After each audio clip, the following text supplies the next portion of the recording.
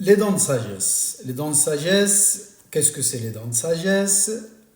Faut-il les enlever? Quand est-ce qu'il faut les enlever? Comment il faut les enlever?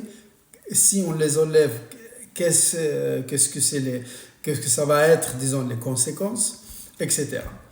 Donc les dents de sagesse d'abord, c'est les troisièmes molaires, on les appelle les dents de sagesse car ils viennent le plus tard que les autres, donc les derniers en principe, et à partir, disons, de 10 à 18 ans. C'est pour ça qu'on les appelle les dents de sagesse, ils viennent logiquement avec la sagesse.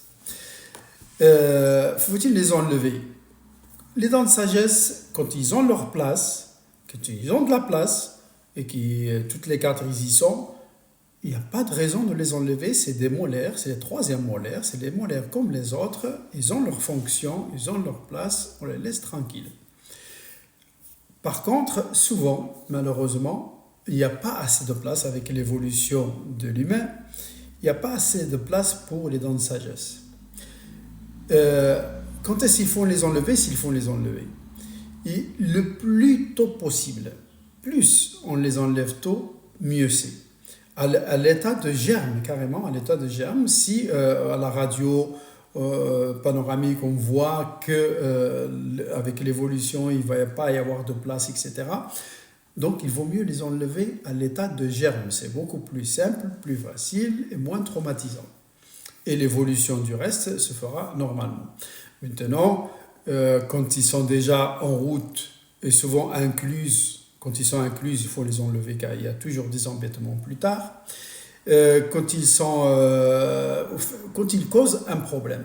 Souvent d'ailleurs, l'évolution des dents de sagesse, quand ils veulent pousser par épisode, ils créent des inflammations et ce qu'on appelle les péricoronarites, c'est-à-dire l'inflammation autour de la gencive, autour de ces dents de sagesse, et surtout que les dents d'en haut viennent taper les dents de la gencive du bas ou vice-versa, ça crée des vrais problèmes. Donc quand il y a un problème d'inflammation, infection, encombrement, etc., il faut obligatoirement les enlever. Comment les enlever? Alors, les enlever ou sous anesthésie locale. Moi, je préfère les enlever deux par deux, c'est-à-dire une en haut et une en bas en anesthésie locale. C'est faisable. Si on veut les enlever les quatre d'un seul coup et beaucoup plus relativement de confort, mais il y a quand même l'anesthésie générale qui reste toujours une anesthésie générale, mais c'est beaucoup plus confortable pour le praticien et même pour le patient de les enlever les quatre à la fois sous anesthésie générale et n'en parlons plus.